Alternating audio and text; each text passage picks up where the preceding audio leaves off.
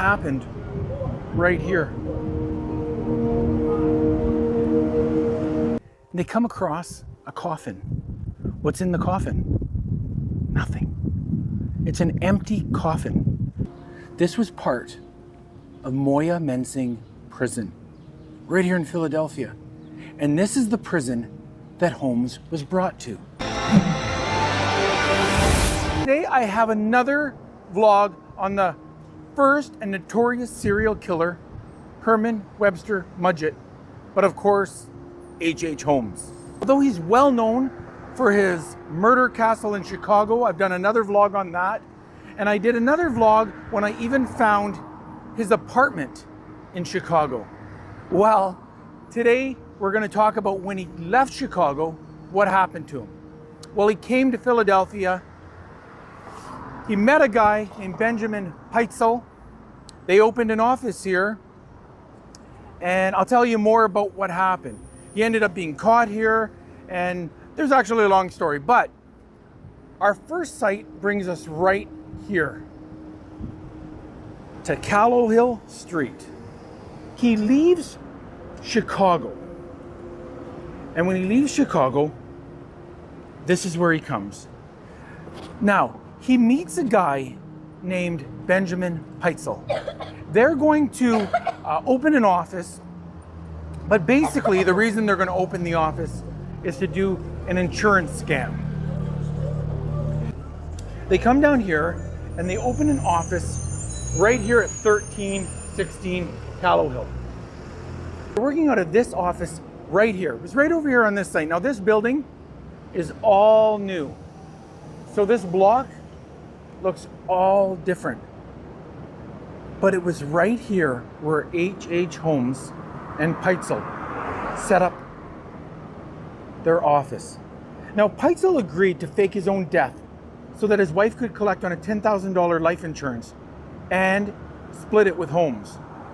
Now the scheme was to take place right here, and it was for Pitezel to set himself up as an inventor called B.F. Perry, and then be killed and disfigured in a lab explosion. Now Holmes was to find an appropriate cadaver to play the role of Pitezel, but it was set up right here. What happens here on September 4th, 1894? Well, right here behind me, Holmes kills Pitezel. And I think that Holmes always was going to kill Pitezel, but had Pitezel believing he'd fake his own death.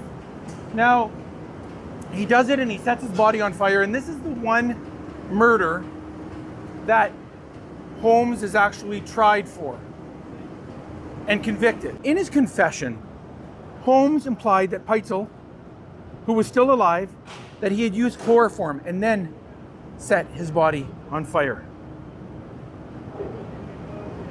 But in fact, forensic evidence at Holmes's trial showed that Pitezel was still alive when Holmes set him on fire. It happened right here.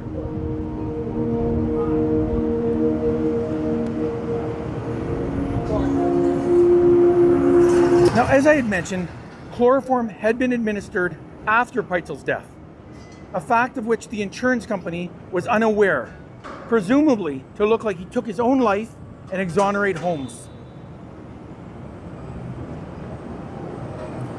But then what happens? Holmes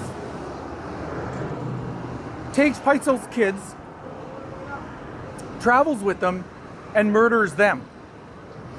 Yeah, it's pretty surreal when you think of the evil of HH Holmes.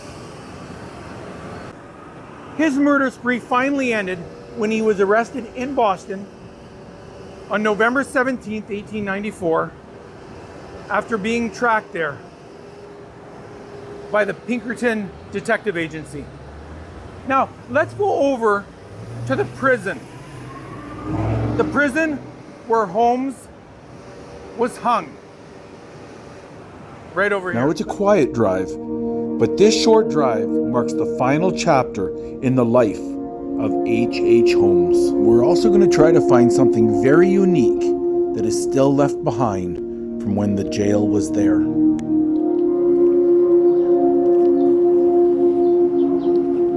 Why am I showing you a wall?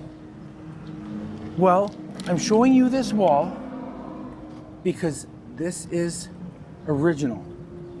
This is original. This was part of Moyamensing Prison, right here in Philadelphia. And this is the prison that Holmes was brought to. See, we were in another area of Philadelphia, and I want to show you this wall. We'll walk down a bit, and I'll tell you a little bit about it. See, it actually played a pretty critical role, because this is where Holmes was incarcerated. This is where he was hung. Now, in October 1895, Holmes was put on trial for the murder of Peitzel. Once he's found guilty, he's brought here. I'll go around the front and show you where the other part of the prison would have been.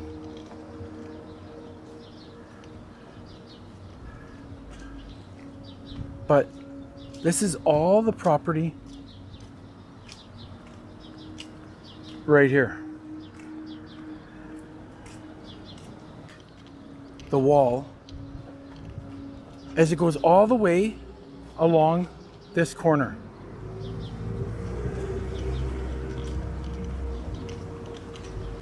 So on May 7th, 1896, Holmes is put to death right here in Moyamensing Prison. Whether they had the hanging gallows here in this back corner or on the other side of the property,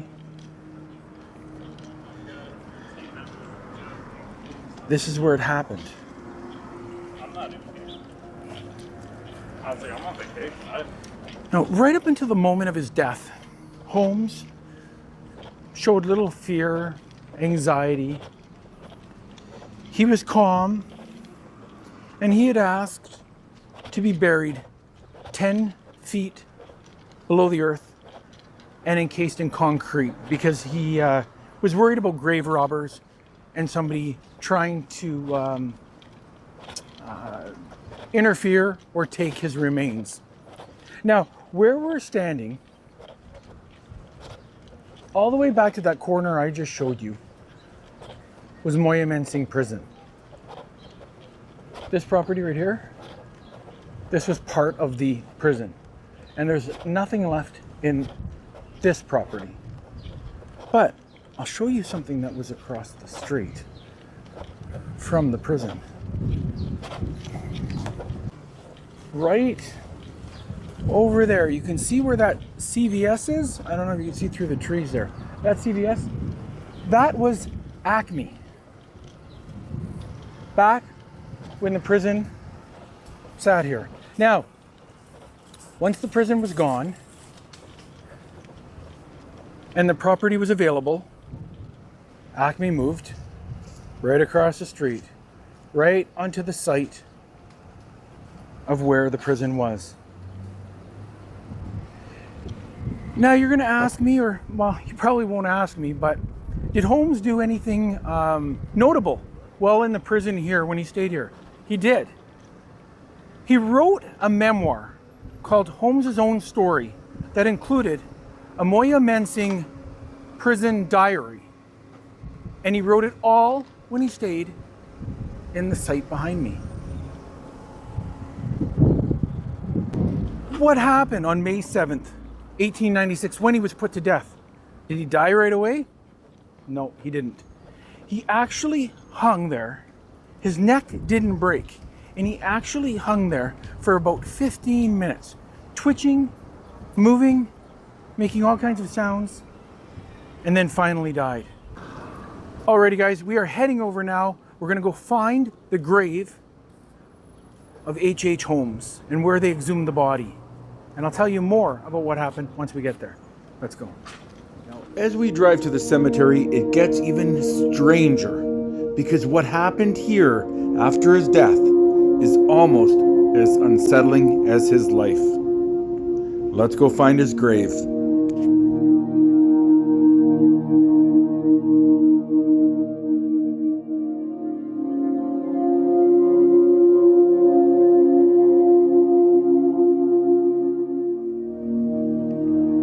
Alrighty guys, we are at Holy Cross Cemetery just outside Philadelphia, and we are going to look for the grave of HH Holmes.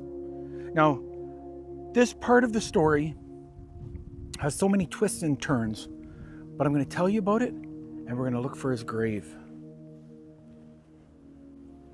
Now,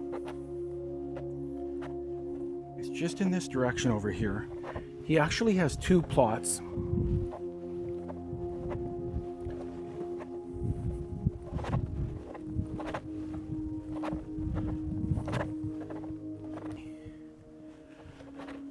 Why does he have two grave spots?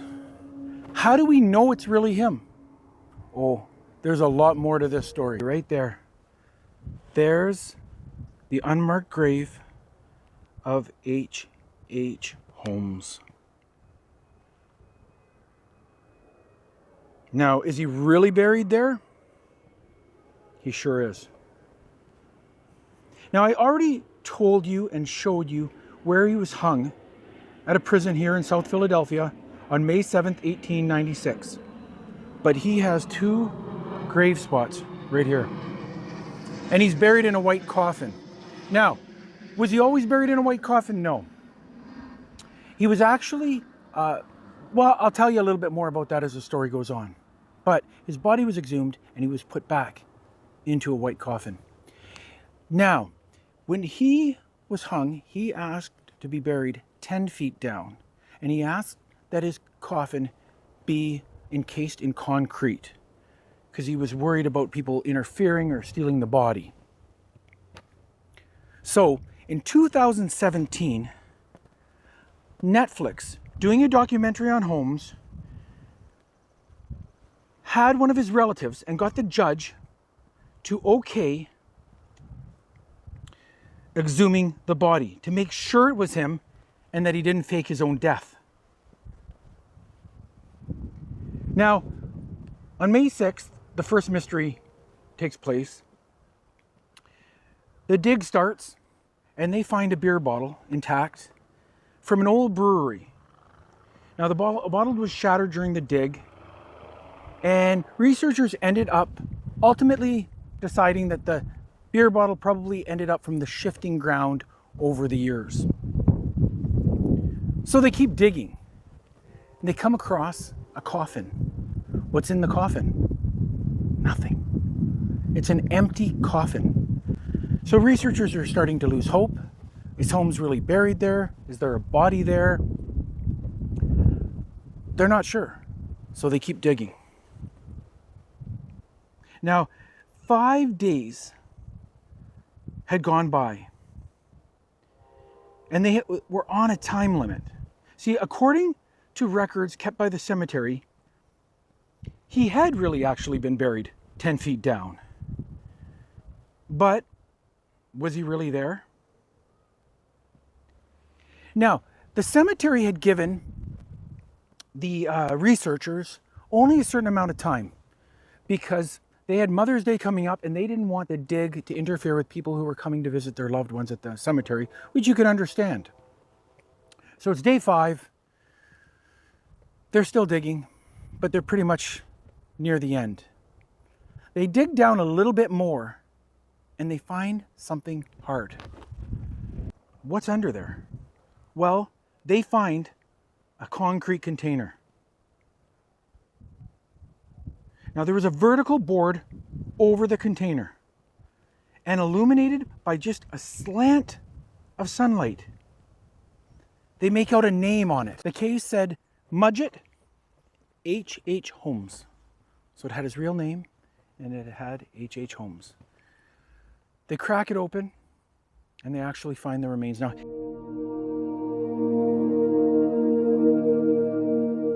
His mustache was still intact, and as soon as the air hit it, it disintegrated. What was he wearing? He was wearing boots, a jacket, but he had no pants on. Now, the reason he may not have had pants on, researchers believe he may have soiled himself when he was hung, and then his pants were removed. I'm not sure of the reason why he didn't, but that's what the researchers had believed. But anyway, as they're doing the dig, it starts raining out. The side collapses in on part of his remains, almost like the earth was spitting at him. But the researchers are able to get his remains. They're able to test his remains, and through dental records, his gold caps that wealthy people would have had, and other testing, they were able to pretty much conclusively say it was HH Holmes. Right there. Well, tests confirm remains exhumed from a Philadelphia grave belong to Chicago's most notorious serial killer, Dr. HH Holmes. Now, they had a certain amount of time to put the body back. As much as they would have liked to have kept it out, done more testing, they were under a time limit. The body had to be back in the ground.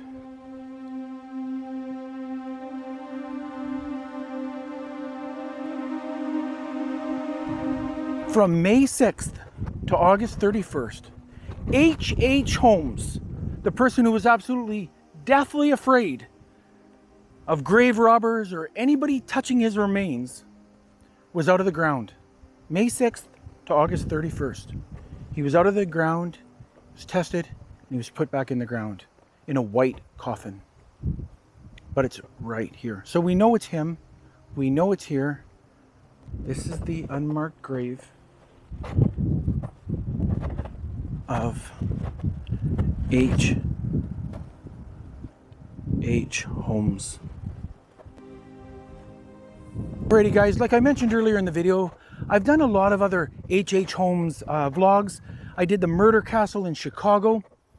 I did his apartment. I was able to find his apartment that he had in Chicago. But I really wanted to talk about HH Holmes after he left Chicago, how he ended up here in Philadelphia, what happened here in Philadelphia, and bring you to his grave. And I'm glad you guys came along with me today. Now hit that like and subscribe button below. We will go on more adventures together. I always like to say life is like a book, and I want to read it with you. Until next time, guys, peace.